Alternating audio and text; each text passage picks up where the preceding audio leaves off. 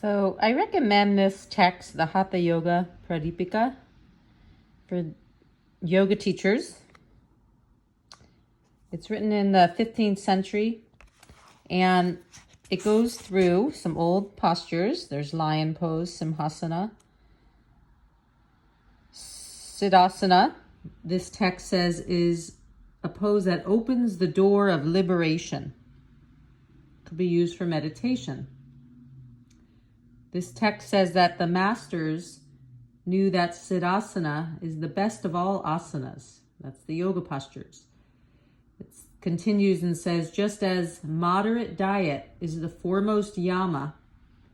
Yama is one of the ethics of yoga in the sutras, if you remember.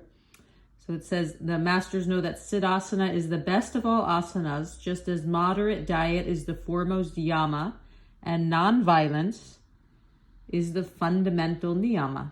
Yama and niyama are the ethics, like the do's and don'ts. So there's that non-violence, the ahimsa, moderate diet, and the best of all asanas, meditation. So these old texts are not going through all of the postures that we see today, per se, such as the warrior poses and sun salute, but it talks about meditation poses. And there are other postures. These texts say that there's 84 asanas that are good. Of those, they say always practice siddhasana. That's the meditation seat. It says it removes impurities from the 72,000 nadis. That's your channels. It continues and says the yogi will obtain fulfillment through self-contemplation, eating moderately, and practicing siddhasana regularly for 12 years. So, not that this text is how you have to exactly do your practice or live by. However, I do suggest that as a yoga teacher, you read these texts because it gives you a lot of perspective on the yogis that were living the full lifestyle. And notice how they talk a lot about the diet. It's not just about the poses. A moderate diet means eating satisfying sweet food, it says, for Shiva's pleasure, while leaving the stomach 1/4 empty. So don't stuff yourself, they say. Now, it says a moderate eater, which is a renunciant, the brahmachari. That might not be a householder yogi, but it still says that they are intent on yoga. They'll be an expert after a year. In this, there is no doubt.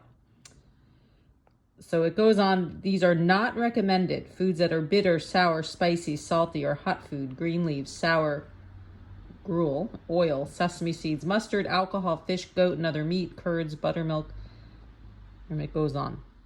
Food that is reheated, parched, too salty, too sour, or contains too many stale vegetables is improper and should be avoided. So this is this Hatha Yoga Pradipika that often people just refer to as the yoga postures. But what a lot of modern day yogis stop talking about is the diet.